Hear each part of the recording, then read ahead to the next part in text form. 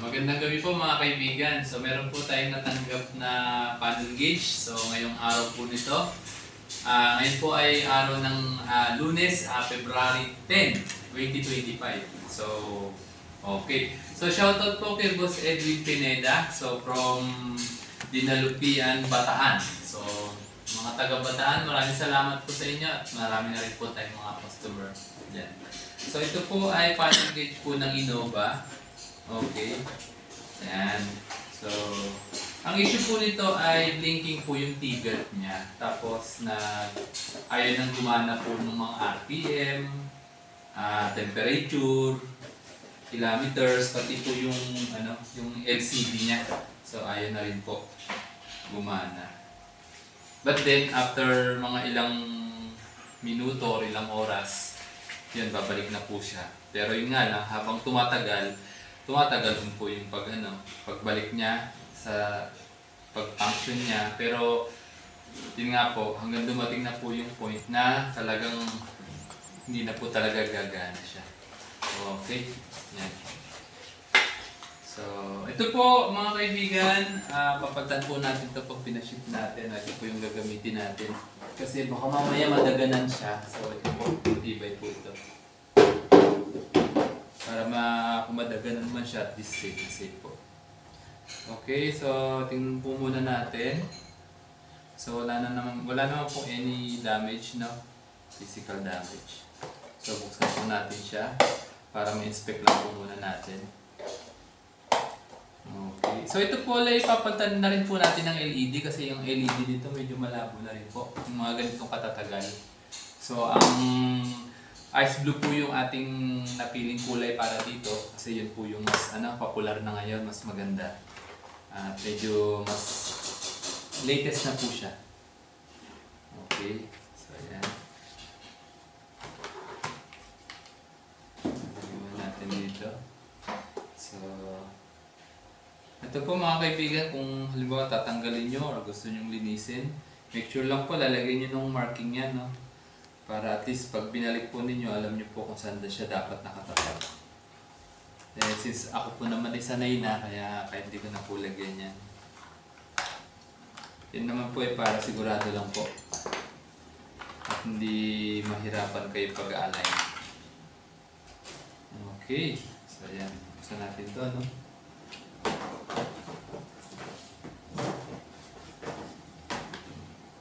So, dalawa lang po yung screw niya dito sa likod. So, hindi po kayo mahirapan dyan. Okay. Ayan, gawin na natin. Okay, so, tanggalin nyo lang itong LCD. So, sikwatin nyo lang po dito sa ilalim. Pero ingat lang po, no? Kasi medyo manipis lang po kasi yung LCD niya. Baka mabasag. Konti ingat lang po. Tapos ito, mga naka-clip lang po siya. So, yan. Okay. Yan. Okay, so wala naman pong any sign na nabaha siya or any sign na na-repair. Okay, so papatan po natin lahat to, mga pyesa, mga IC, diode, capacitor, para isang set na po lahat siya. Pati po yung mga LED niya, medyo na-discolored na po yung kulay. Papalitan po natin ng ice blue yan. Okay, so balikan ko po kayo mga kaibigan. Repair ko lang to siguro mga less than 1 hour po. Okay na po ito mga kaibigan. Sir Edwin, nagawa na po natin. So ito po yung mga pinalitan natin mga parts. So isang set na po yan para wala na pong balikan siya. At pangmatagalan na po, mga original po lahat yan. Okay. So pati po yung mga LED pinalitan na rin po natin. No? So subukan po natin na pailawin muna yung LED. Okay, try po muna natin. Ice blue po yan, no? Ice blue. So kahit sa isa lang po muna natin ipapailawin. Kasi yan, magkakakonekta naman po yan. Yun, no? Linaw. Oh. Yun, linaw.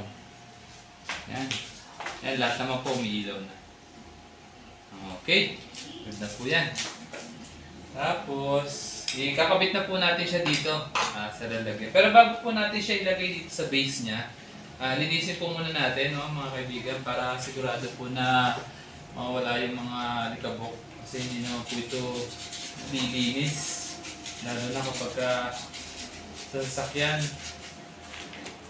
lilinis lang po yan pag tinanggal. Okay, so yan, kabit na po natin. Yan. Okay. So, ito. Then, ito, kapit na natin ito, no? Ito, linisin nyo rin po itong LCD para mas malinaw siya. Okay? Ingat lang po, pag sinalpak po ninyo, no? Kasi baka mamaya mabend yung pin.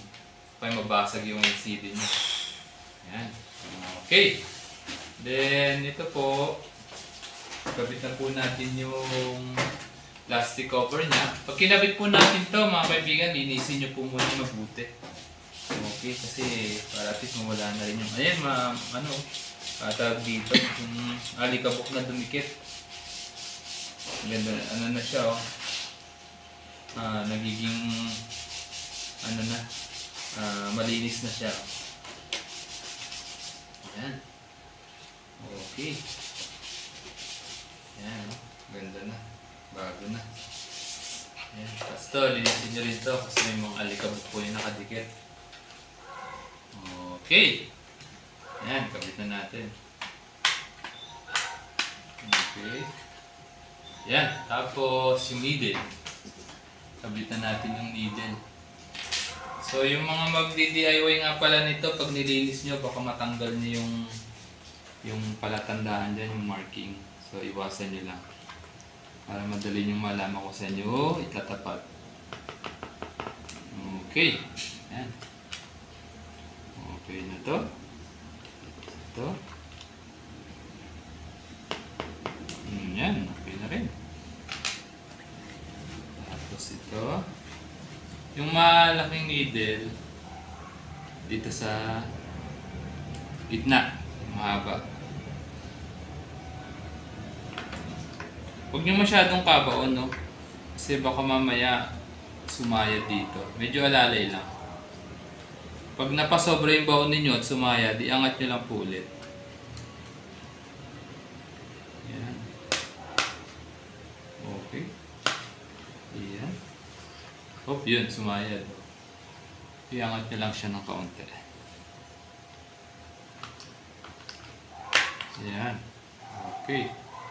So, yan.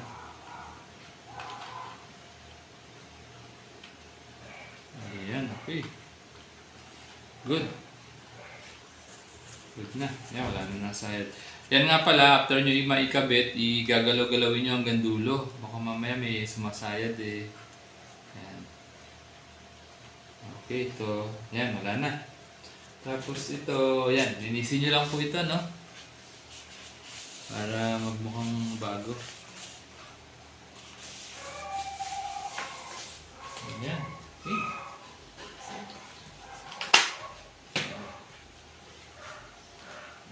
Okay. Ilalagay ko po ito sa pinakataas.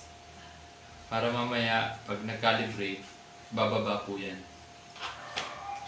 Okay, tapos ito, linisin po natin ito ng acrylic cleaner. Para magmukhang makintab. Yan. Magmukhang bago siya. Yan, makintab na, oh. Ganda na.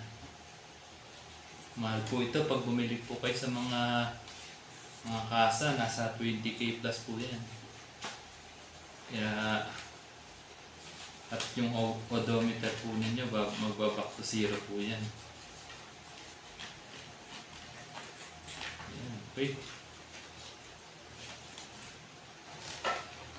Ayan. Kintab, ganda, oh. Linis. Yan, para yung mga dumi mawala. Yan. Okay na to.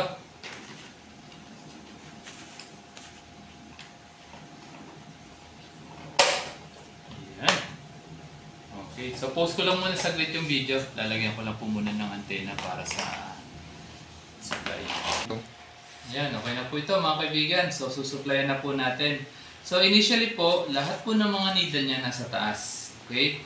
So, ang sistema po dyan, kung yung pagkaka-repair po ninyo tama, so, ibig sabihin po niyan, magka-calibrate na po ito. So, bababa na po siya dun sa 0 at lalabas na po yung odometer reading. So, hindi na po magbiblink yung pipet niya. So, yun po. Ngayon, pag may problema naman po yung pagkaka-repair ninyo, for example, nag-DIY kayo, hindi po yan mababa, mag-i-stay lang po yan dito sa taas at wala pong lalabas na odometer reading. Wala pong function. Okay, so subukan po natin. So, ang expectation natin, dapat po, mag-calibrate na po yan. Okay. Supply na po natin. 1, 2, 3. Yun, bumaba na. Yan, nice na. So, wala na rin yung blinking ng T-belt niya. Tapos, ang odometer reading niya ay nasa 101,607. So, 101K. So, okay na po ito. So, pwede na po itong ship by tomorrow. So, yan.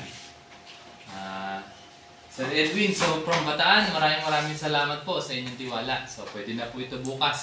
So, muli mga kaibigan, yung details ko po, yung phone number ko at kung saan po ako nagsiservice. Pakicheck lang po doon sa description ng bawat video ko na andun po lahat. Then, tawagan niyo lang po ako. So, muli, maraming salamat at magandang gabi po sa inyo lahat. Thank you po.